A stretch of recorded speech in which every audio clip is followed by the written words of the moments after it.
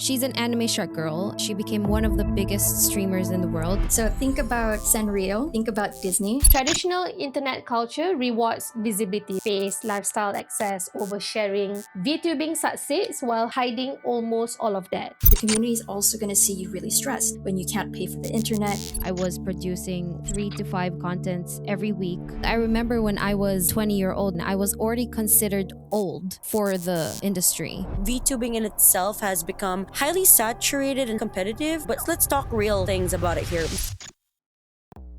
In case nobody told you, the real conversation was always behind closed doors. You're in one right now.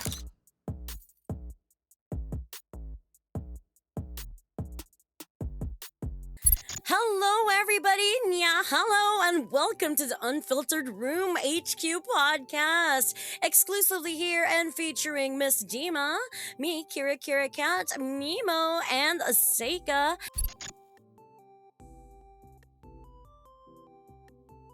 Meemo, Mm-hmm. tell me a bit more about the dark side of the VTubing space. Are there any horrific or stories that people may not know about the VTubing culture? Personally, for me, there weren't a lot of like dark kind of like moments because I was really connected with my fans. And even if I had, fans that were getting obsessed with me, they won't know where I live, right? Because one thing about VTubing is that it gives you the privacy that you want, and people do not really have access to you offline. When you're offline, they can't access you anymore. But I would say something that really got to me during my first VTubing year was the comments that I read on my YouTube, and sometimes the people that pop on my stream just to say like rude things. That's probably not the hardest, but one of the most challenging parts for me, because I do take criticisms really seriously and I get really affected before when I was younger. But I overcame that. And that's also because of my support of my fans, for sure. What about you, Kira? Any, for the lack of better word, any scandals or any tea that you can actually share with us? Ooh. I'm always the type of person, even on my streams, who's very honest about these sorts of things. Like mental health is a really big advocacy for me whenever I stream and whenever I'm with my community. And unfortunately, like as with all things that are related to the entertainment industry, VTubing in itself is also prone to the dangers that, are posed risk to such things. There are people who are manipulators, there are people who are scammers, there are people who are, just downright really, really horrible people. And it's not because it's VTubing, it's just because this is a space where everything is very highly parasocial. There are dangers to that from other people who have experienced stalking in their time, or people who have had very heavily parasocial fans, to people who are just really rude and mean or bullying others. So it's like, I'm not going to sugarcoat it. We're cute little anime girls on the internet, but the dangers are still very real because the people behind the avatars are also very real.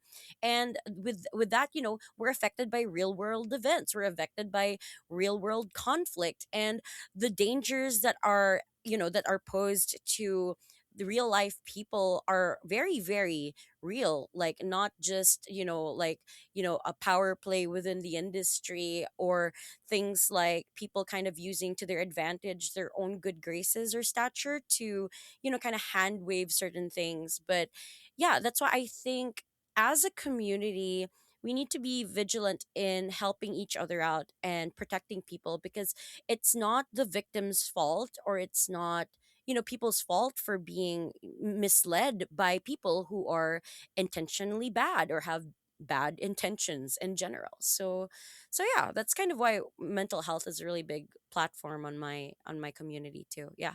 Because I think sometimes people forget that, hey, actually behind that avatar, there's someone there. It's a real human being entertaining you guys. Dima, when you mentioned that people generally don't end up thinking about, hey, there's actually a real life person that you're talking to here. That happens in any entertainment industry, right? Be it VTubing, live streaming, acting, singing, being like an idol. that's really a core thing that people need to remember. Like, we're all real human beings. We're all trying our best. So don't be rude. Be kind. Be kind. Yeah, be kind. And like Yeah. any entertainment industry, things happen, like stalking, people being manipulative, like Kira said. And this is something that I think about a lot because, especially like when you work on events, like if that happens IRL to like a space that you're trying to curate, what do you do? And really, a big important thing is you being able to be vocal about it if something happens. If it's something that you are not able to say publicly, make sure that you have someone that you trust, be it a moderator, a peer, that you're able to reach out to help you out with whatever possibility, whatever might happen.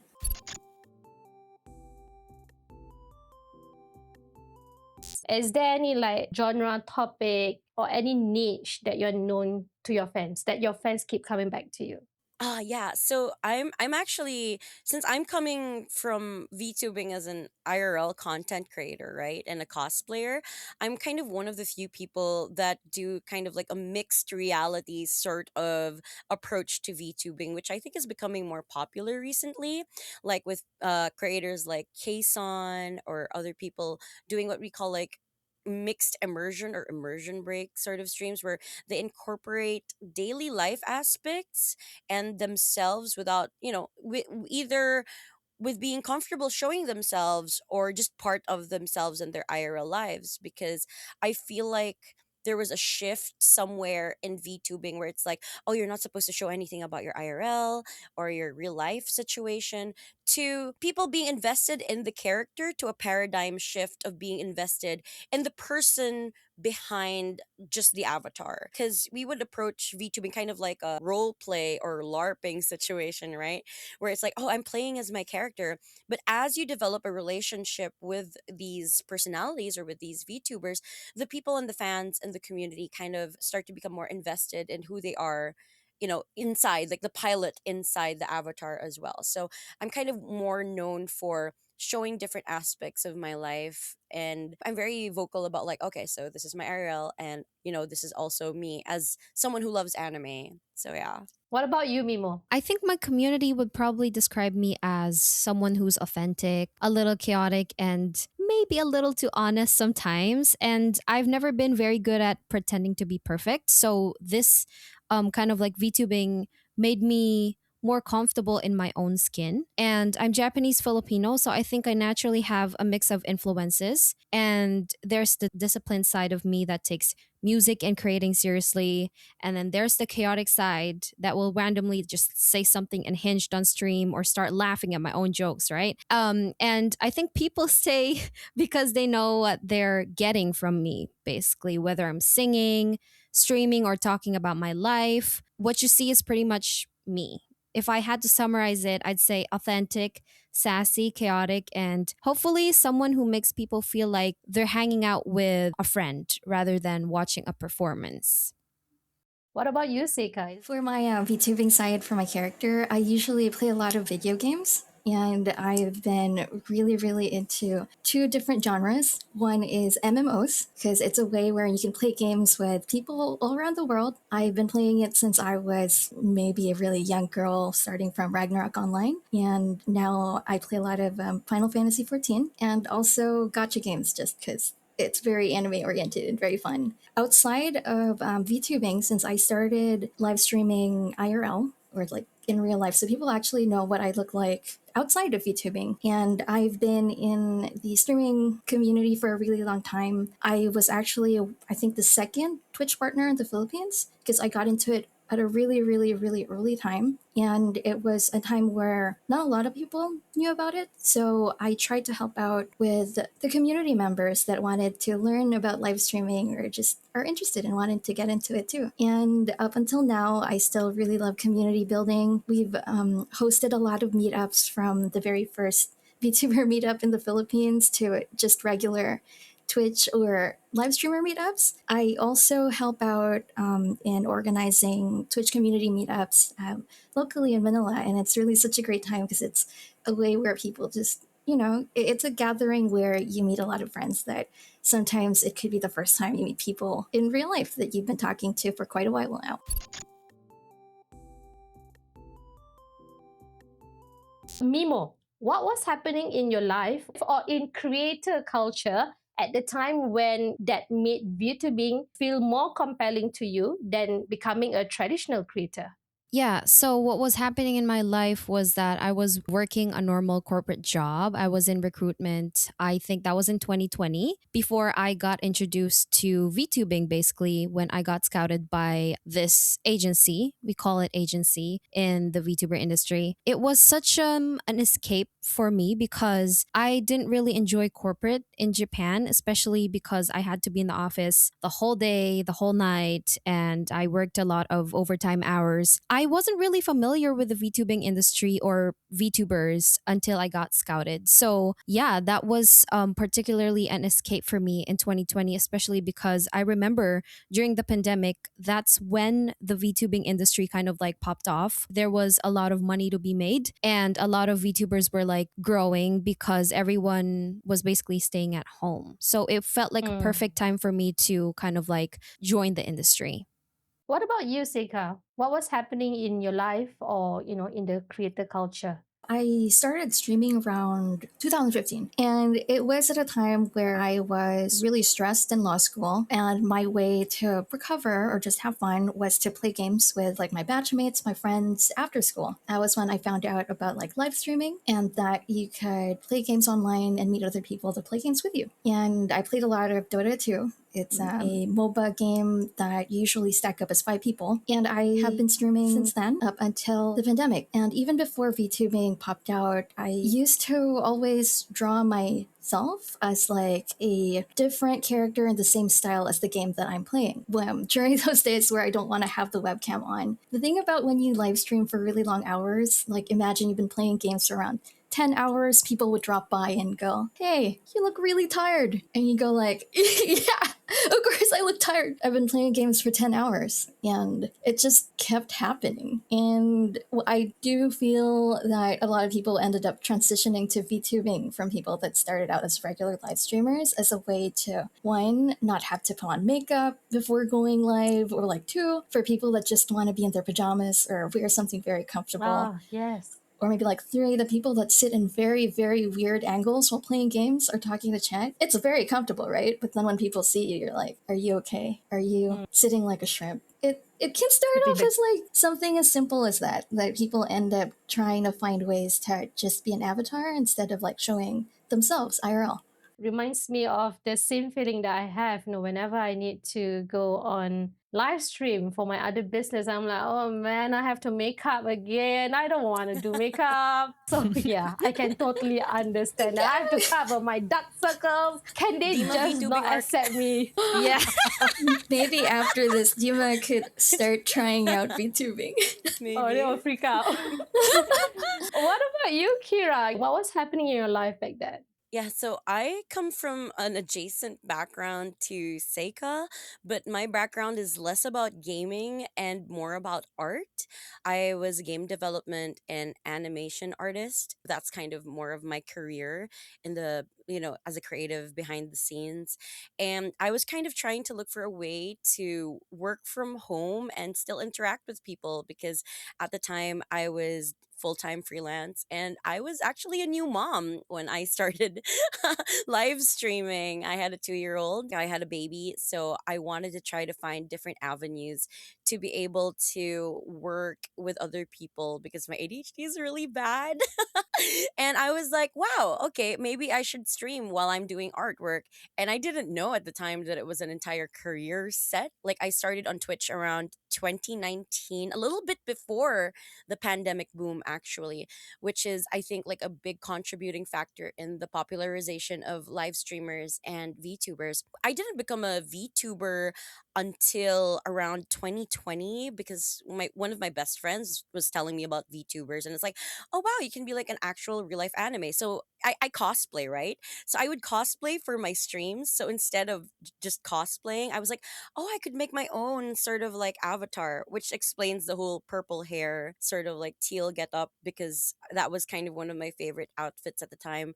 And I was also an indie idol with a group called Seishun Kakame, and we would perform at anime conventions and contests here. So I feel like it's a whole mixed match of like what I said, right? Like the anime culture, me cosplaying, me being an artist, that kind of led into me and my career track as a VTuber, because VTubing is built on the backbone of a lot of creative work. We have our avatars, we have our emotes, we have our little stream stuff. Like it's a very very big creative industry in of itself. So I kind of used my background with, with entertainment as an event host, and also as an idol and singing, and also as a creative in art. And I feel like these things just really meshed well together as, as a VTuber, as a streamer. I really felt like I found like a really comfortable niche to, be able to play with a lot of my different interests, hobbies, and strengths. So yeah.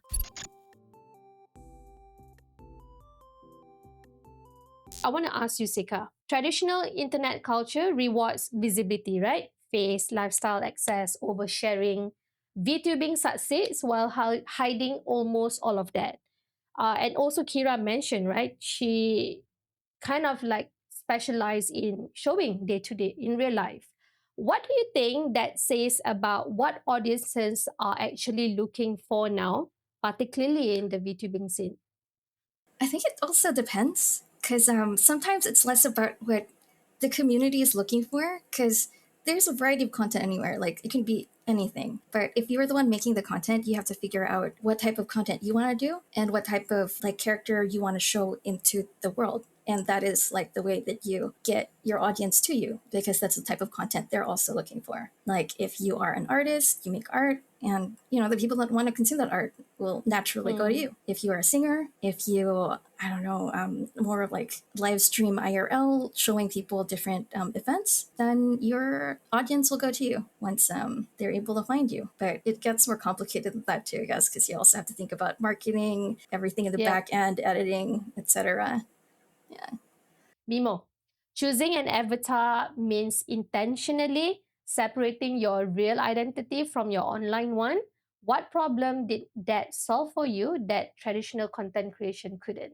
I was an idol in Japan, and my community knows this. So I experienced firsthand how much emphasis is placed on appearance, image, and being constantly visible, right? And along with that comes concerns about privacy and safety, because stalking is unfortunately a real issue in Japan, especially for women in entertainment. And I remember when I was a 20-year-old in 2020 or 2019, I was already considered old for the industry. That really stuck with me, and it made me realize how much value was being placed on things I couldn't control, which is my age, my appearance, and how I fit into an image. When I found out about VTubing, it felt incredibly refreshing because suddenly, none of that mattered as much anymore. And like Mm. Seika mentioned, I didn't have to put on makeup before every stream. I didn't have to worry about whether my hair looked okay, whether I looked tired, or whether I fit a certain image people expected from me. So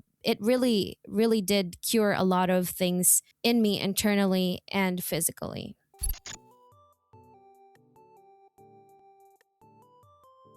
Kira, a lot of people assume that anonymity means people are hiding. But do you think some people are actually more honest once they stop being visually perceived all the time? Yeah, I definitely agree. A lot of people fear being judged by their appearance. So, a lot of the time, it's actually a very empowering thing to be able to control what your VTuber avatar looks like, how you feel like you could be ideally represented, or even play a character. Like, just really having that level of kayfabe to be able to, be more connected to how you feel like you are as a person, and how you would like to be perceived. It's not that VTubing is being dishonest. In some ways, like you said, like VTubing could be even more honest because people people would be less conscious about their appearance and really be able to share their feelings and their thoughts because they have that sort of level of anonymity there too. It's not that just because people don't show their faces that they're being, they're being like lying or whatever like that. It's just really how you kind of reframe how you perceive the use of these avatars that other people have.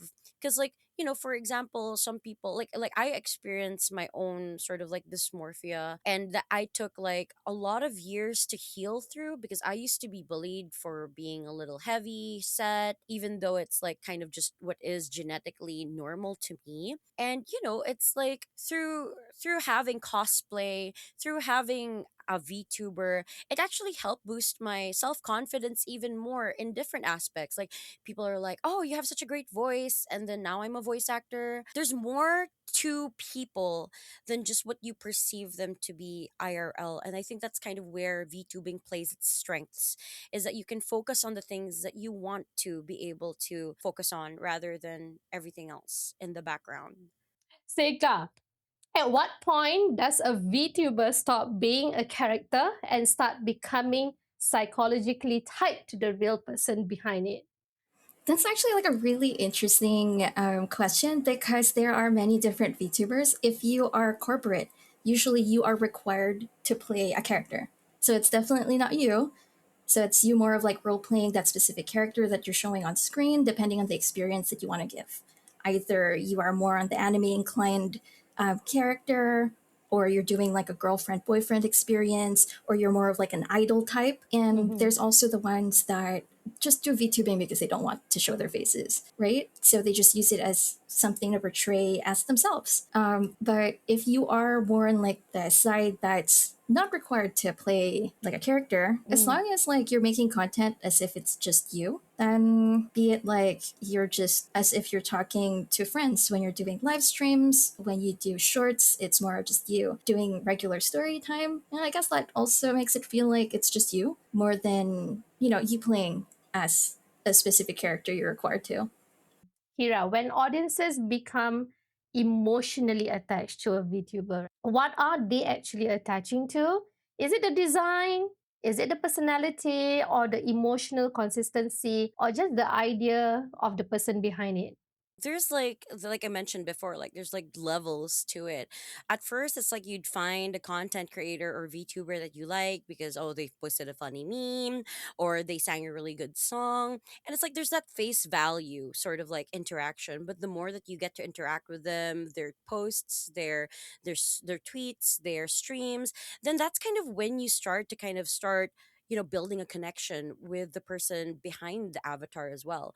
Because to a certain degree it's like, yes, you do play a character, but even in corporate, eventually it just Mm, kind of becomes them or like a different version of them, so to yeah. say. And especially in like independent spaces, right, there's that whole sort of like social aspect and connection, which I think you asked like Seika a while ago, what do people look for when they're looking for VTubers, and I really think it's that sort of connection. Because in a world that's Mm, so chronically online, where we are constantly fed with people and their lives, sometimes these things can seem so insincere, right? They could seem so inauthentic. But then when people are sharing their own experiences, or when you're bonding with them through activities or hobbies that you both enjoy, it really bolsters that sort of like rapport or camaraderie that you have with the streamer or with the content creator. So it's just really like that, in a sense, like you're building friendships online. And no matter the size of the VTuber, even if you have thousands of viewers, it became a very common conversation. Do people notice when people go missing in their chat? And we do. We notice who the regulars are. We kind of remember, like, oh, okay, I haven't seen this person in a while, or like, okay, they haven't been by in a while. And that will be normal. Like, people come and go. But the parasocialism to a certain extent works both ways, right? Like, you have the audience that is like, constantly looking forward to the streamers' posts, but you also have the content creators themselves who have also built this connection through talking with their chat or through talking with their communities, and have started to take notes about, like, oh, these regulars that we have. So it's like it's really about building a connection, I think, at the end of the day. Like, people in this world of technology and internet can be more connected than ever, but then we are also very lonely in that certain way. So VTubing creates a third space for people to kind of like gather and meet up and be with each other. So yeah. Mm. Oh yeah, I actually wanted to share after I heard that. I went to an IRL VTuber cafe. So it's like a little bar wherein sometimes they show like VTubers doing live performances.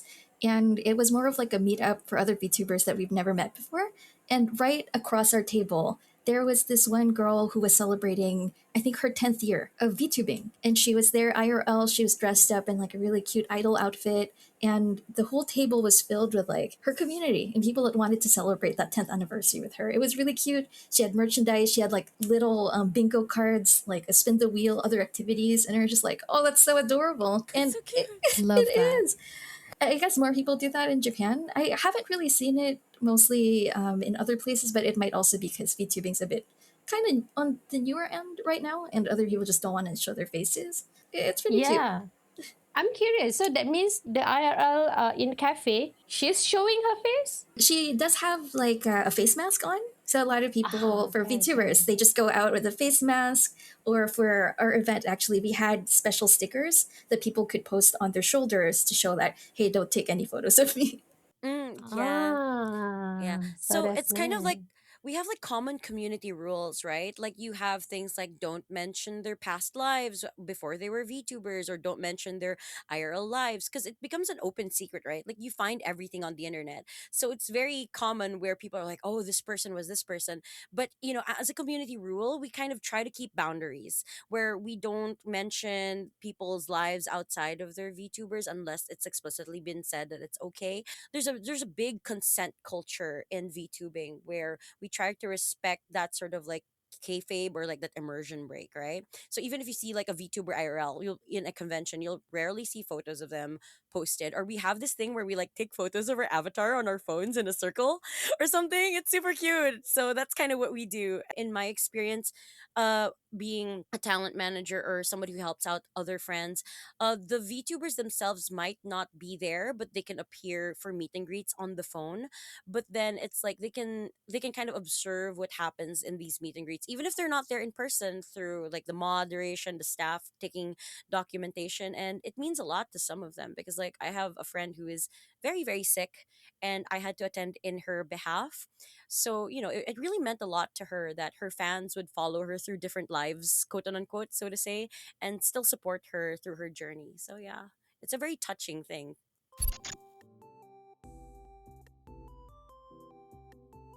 For both you, Kira and Seika, are you both still with an agency or you're doing independently? For me, I've always been independent, but I have helped out more on the management end on agency side. Okay. What about you, Kira? Yeah, I've always been indie as well, but due to my background in digital marketing and creative spaces, I have been able to, in my time around like 6-ish years as a VTuber, I've been able to help out here and there with a few local corporations and consult with some creatives and other VTubers as well. I just generally like helping out. I guess it's why people kind of call me Mama Kira, Mama. Yes. Ah, I don't Ma. know. Mama Mom. Kira. What about you, Mimo? You mentioned earlier about agency. Are you still part of the agency or are you independent right now? So, majority of my VTubing career, I was with an agency. First one is AKA Virtual, and then I got seconded in the Philippines, and I joined ArcLight Labs. That's where I worked with Seika as my manager. And right now, I am currently independent, or whatever, Okay, right. independent woman. Yes, Slay, girl slay bossy. queen. Slay. Oh my god, I can't.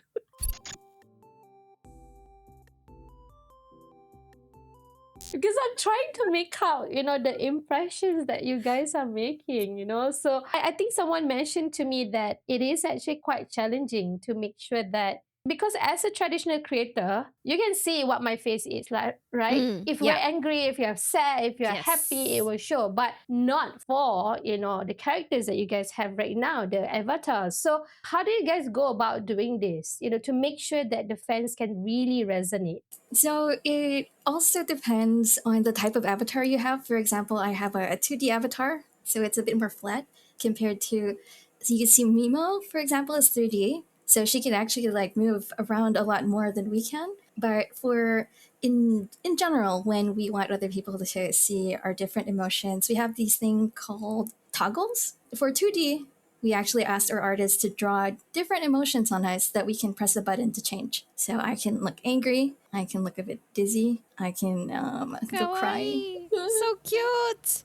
I'm so amused with all this. What about you? Can also take off my bunny ears. Yeah. What about you, Kira? Is it 2D as well? Yeah, it's 2D, but for a lot of VTubing, a lot of people really push the envelope, which is really funny to me as a creative because we have these things called, 2D avatars, right? We use live 2D, and it uses a sort of mesh style animation to make it look 3D. So it's like when you have it rigged, it looks like it's 3D, but it's not actually 3D. And then included in that are different emotions and emojis, right? So you could cry, you could be excited, or you could be like angry.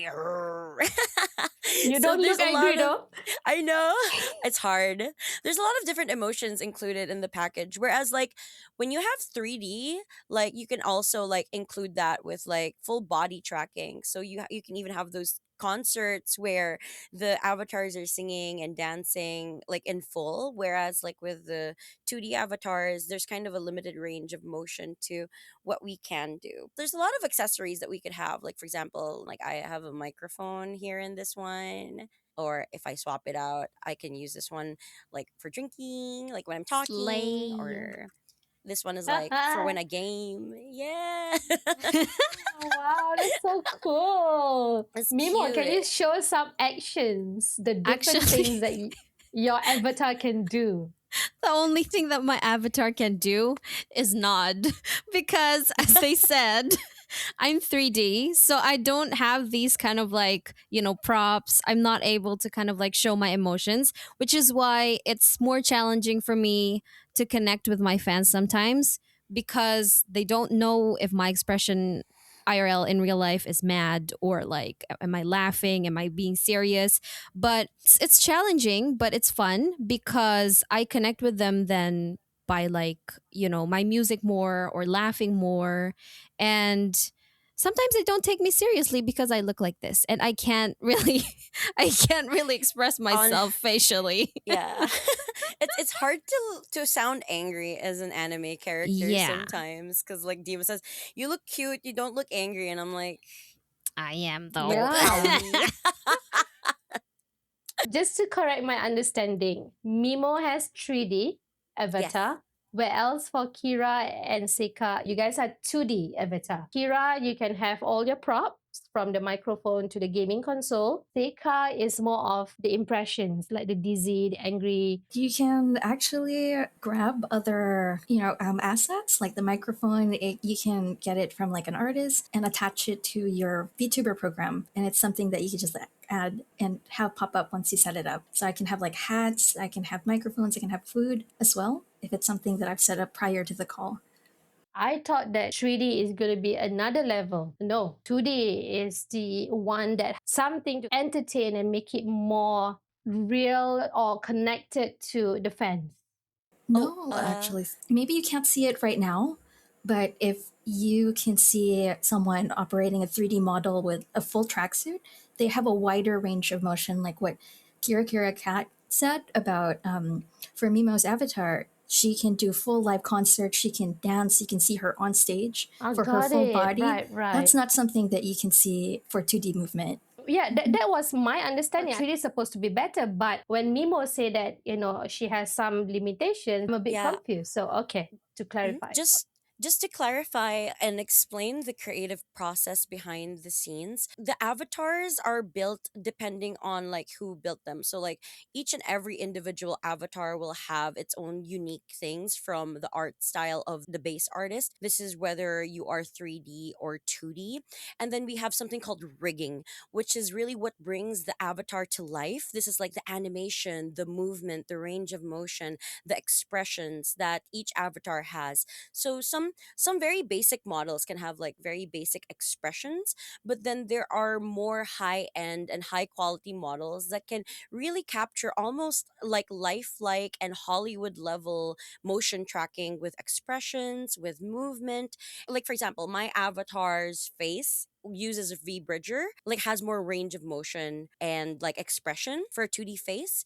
In 3D, they also have something like that with like more blend shapes and stuff. But for Memo's case, from what I understand, Memo, you can correct me if I'm wrong, like this particular version of her avatar is made for streaming. Hmm. So we have some models that are more optimized for when you're live streaming because you don't need the entire range of motion. A lot of the time when we're streaming, it's just like from the top half.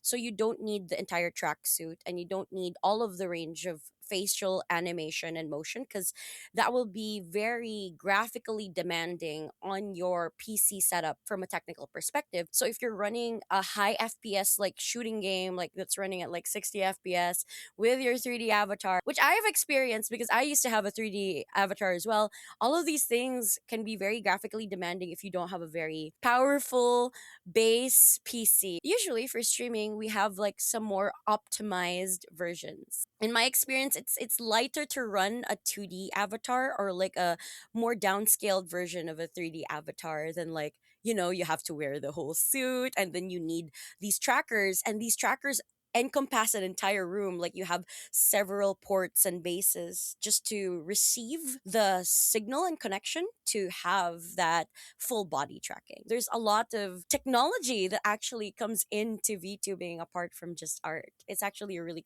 cool process.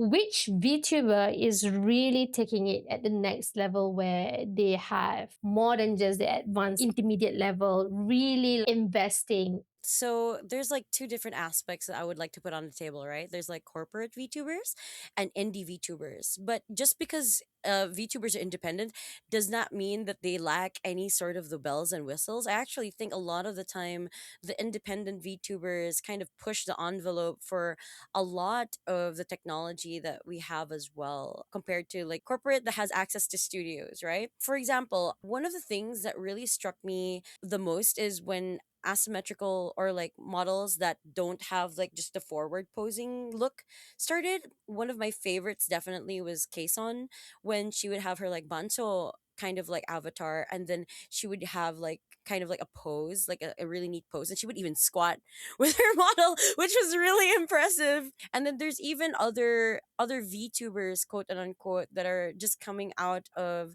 like different spaces. Like it's not just from Japan or the usual places, but I think Korea is also heavily competitive when it comes to virtual artists and virtual VTubers as well. One of my favorite ones at the time, I think her name was Apoki. She's kind of like a bunny sort of like artist, and she has very fleshed out and fully rendered like music videos, which was really interesting at the time when she came out. And then there's just so many that I could mention that I can't really draw out from the top of my head right now, but it's because of like all of those different. It's not even just the avatars that are interesting, but also the stream setups that are really interesting. Like they have people who look like retro game setups and stuff. There's just so many, so Mm. many. On YouTube, Mr. Beast is the top five Yeah. YouTuber, Hmm. right? And he's really making lots of money, right? On that. What about VTuber scene for you, Mimo? Who do you think is at Mr. Beast level? I think if we think about corporate, I would say Gargura, because she was Okay. one of the biggest proof points that VTubing had gone mainstream. She's an anime shark girl, and she became one of the biggest streamers in the world. And she's my Oshi, so Oshi's like she's my favorite. So at that point, it's hard to argue that this is still some like niche corner of the internet because she was in LA Dodgers, I think. Correct me if I'm wrong. Mhm. She kind of like made it there, and then a lot of people were buying her merch. I'm pretty sure she earned a lot of money from that and HoloLive as well. So yeah, I would say Gargura for me. What about you, Seika? It's hard to pinpoint just one person because apart from the ones that Kira and Nemo mentioned, there are so many that's like breaking what you think the VTuber technology can do normally. And there are some big names that you might have heard before.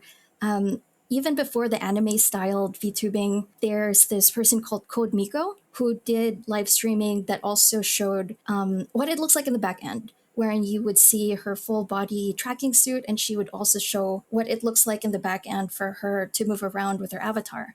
And she came from like a background wherein she already had access to all of that, like thousands and thousands of dollars worth of tracking suit and other like a tracking equipment. So it was like a really interesting way to see how it looks like in the back end, even if you're just watching her just live stream how it looks. Because sometimes you just see like a moving avatar and you go like, oh, that's cool, but you don't really see like how much someone actually needs to do in the back end to be able to make this work. And something that hasn't been mentioned yet, Iron Mouse from Hmm. previously V Shoujo is also a Yes. really, really big name Yeah. in VTubing. From what people hear about her, she is an amazing singer. And she also does a lot of live streams, but in real life, she has like an autoimmune disease that doesn't let her go out of her room. And Mm. it's one way to think about how VTubing is giving access to people that want to show how they can show their talent towards the world, but certain things may be able to, it may be blocking that due to Hmm. disease, due to, it could be many things. Like maybe it's also you wanting to have a bit more privacy in your real life, you know? Yeah. And Iron Mouse really is Yeah. someone that's like carrying the flag to Mm. Yeah. see where, you know, how far VTubing can go. Like you're I gonna see agree. her in concerts. She was in like a lot of anime conventions previously and Fan Fest for Final Fantasy 14. That is actually a very good insight because never ever crossed my mind that you can actually help lots of people who may think it's not possible to make an income, but there is a way, and VTuber is one of that. Now, can I ask each of you to be in your absolute character, greet your fans, and share any messages you want to them? Maybe you can start with Mimo. Okay, perfect. Hi, memers. What's up? It's your one and only girly pop back at it again with another podcast. And today we are joined with Miss Kira, Miss Seika, and Miss Dima. And watch out for more. Slay. Hello, everybody. Yeah, hello, and welcome to the Unfiltered Room HQ podcast, exclusively here and featuring Miss Dima, me, KiraKiraKat, Meemo, and Seika. So we'll be sure to see you again next time. If you guys want to follow me on my socials, I'm on everywhere as at KiraKiraKat, your favorite fifth dimensional magical girl. Hello, chat. It's me, Seika. It was really nice to spend some time with you all. I just have some words to remind you. I know you've been sitting in front of your PCs for probably 5 straight hours now. Make sure you stand up, stretch, drink some water, unclench your jaw, and remember to touch grass. Thank you. Can you Anyone? mimic the remote? Oy, Nobita, ano bang gusto mong gawin dyan, ha? I don't Oh know, my something like that. god! I Oh think my that's what the gosh! Doraemon was. It sounded That like. is Helicopter! so cool. Helicopter! To te mo daisuki, Doraemon. Nani? God, that's so cool. Test, test, test. Is it echoey? 世界終わるなら君のそばにいるパーティー後の地球の時間も終わっていくはい、ありがとう。I'm Everybody really always likes this so. voice, and I can't do anything about it, so yeah. Pull the lever, Crunk! Wrong lever! Oh, and then I can be back to my beautiful self.